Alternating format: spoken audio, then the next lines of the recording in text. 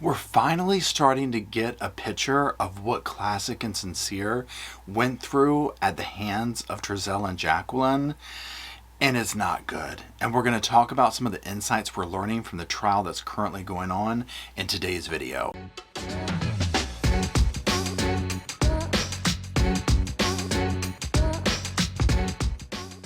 Hello Sofa Squad, and welcome back to the sofa. That's the sofa back there. Mr. Roscoe P. Coltrane's holding it down. He is our little mascot, and my name is Paul.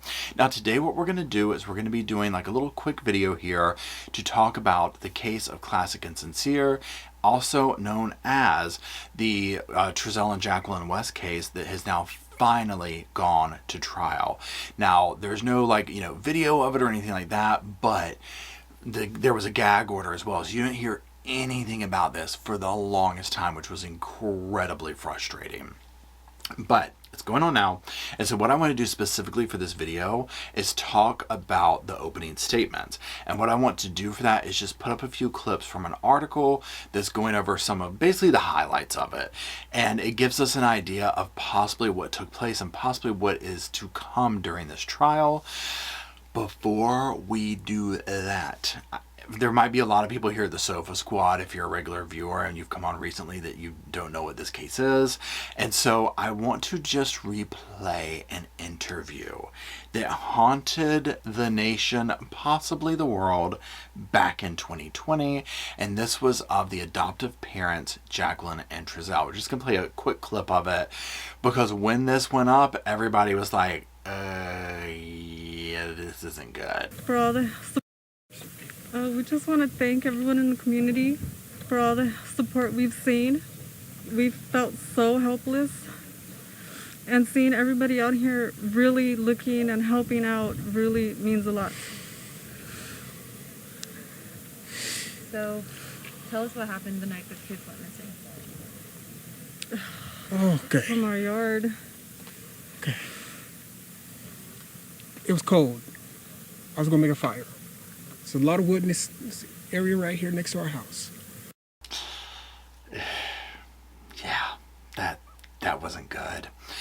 Couple of things here. So again, this is the adoptive parents. This is an interview that they gave, swaying back and forth, mask all over their face. Remember, COVID's going on, so the mask thing, but we now know they were going to be doing that anyways because they were probably hiding behind shame, right? Now, they haven't been convicted of anything yet, so there is that.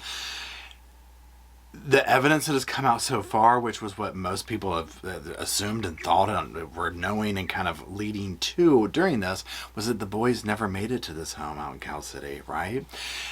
Also, when they were asked what happened, the way Trezell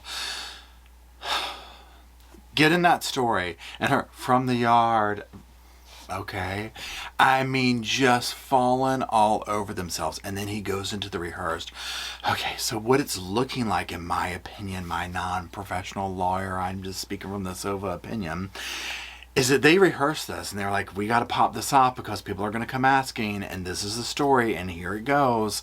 And so here we go, because it didn't make sense. It didn't make sense that these little boys disappeared into thin air. So let's go ahead and talk about the opening statements. Now here we see a maskless Trezell and Jacqueline. They're in court, and it says opening statements begin in the West Boys murder trial. Now this is by the Bakersfield Now staff. This was on March 28th, 2023 at 3:30 p.m. Now let's just go through here. You can pause to read if you don't want to hear me read through it here. And then I'll read each screenshot, make some commentary on it, and then share my overall thoughts at the end of this. So the Kern County District Attorney's Office said in a conference back in 2022 that Orrin 4 and Orson 3 were killed 3 months before being reported missing on December 21st, 2020. Now, side note, Orrin and Orson are the names that Jacqueline and Trezell gave them. Classic and Sincere are their birth names. That's what we prefer to call them. That's a whole other thing. You know, honestly, I have very particular feelings about the way they were taken from the mother. Personally, don't think that this situation should have ever happened to begin with. But at this point, you know, we just like to call them Classic and Sincere because that's, I don't think that they're not Orrin and Orson, okay? And these monsters gave them those names, and they don't deserve to get to name them. All right, let's continue. The prosecution took the stand first and talked about multiple discrepancies in Trezell and Jacqueline West's stories, including who closed the gate when the boys got out. But the ultimate bombshell from court Tuesday morning was when prosecutor Eric Smith explained that there was an interview with the other 3 brothers in the home who claimed Orrin and Orson were never in the home in California City, and the 4th brother said they were only there for 1 day. Okay, now this is major because this is what everyone was thinking and whatnot of. These boys never made it there. Neighbors never saw them, right? And so we were all curious, like, because they had other children there, right? And we were all very curious to know, what did the other kids say? I mean, they have to know something. So if they're interviewing these children, they're like, yeah, Orrin and Orson who, right? I mean, this is not good. Okay, let's go ahead and jump into the opening statement part. So in the opening statements, it was said the oldest son, Adrian, explained in an interview that while they were still in an apartment before moving to Cal City, he heard something in the middle of the night and saw Orrin sick and said he died. He said no medical attention was ever called, and he heard his parents talking about if they should keep it a secret or not.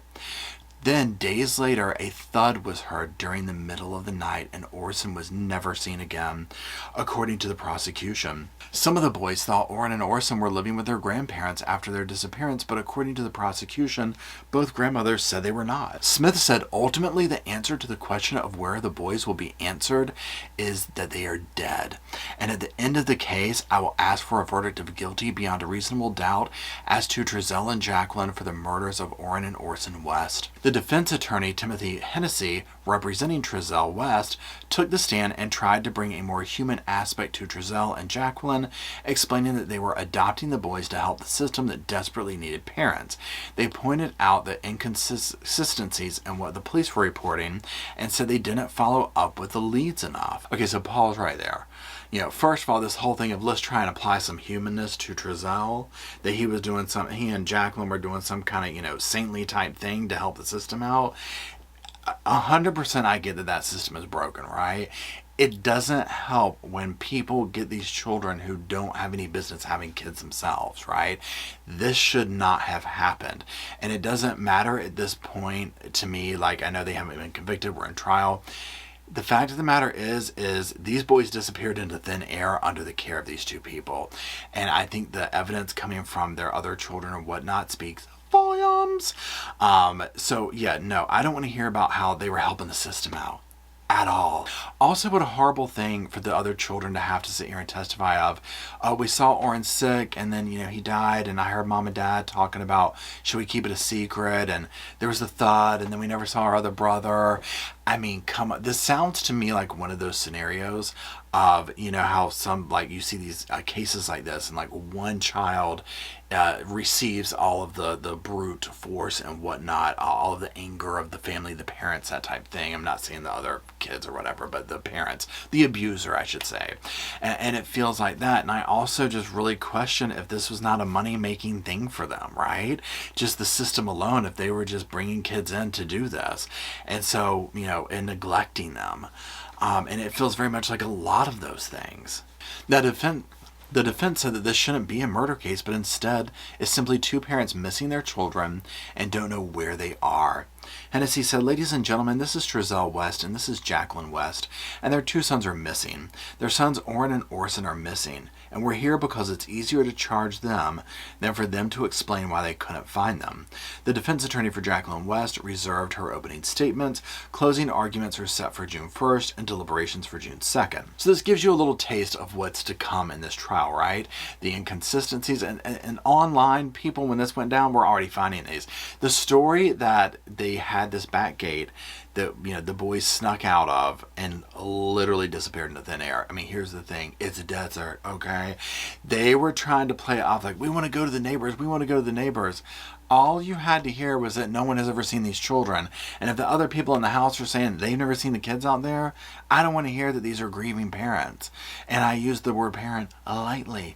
So what we're going to do is we're going to continue following this. Now, again, it's not being televised or anything like that. So we're just going to kind of follow it like this, of the stuff that comes out as we learn and get answers, because at this time their bodies have never been found. My heart goes out to Classic and Sincere's mother. their biological family, the people who love them. And I hope that justice comes forth. I mean, this was such a heartbreaking case. And I hope that justice comes forth for the boys and as well as all those who cared and loved for them. If you're still watching, drop hearts down in the comment section for everyone, for the boys and their loved ones and their family. And that's it. We'll keep staying tuned. And until we gather around the sofa and all this equipment around me, I'll see y'all soon.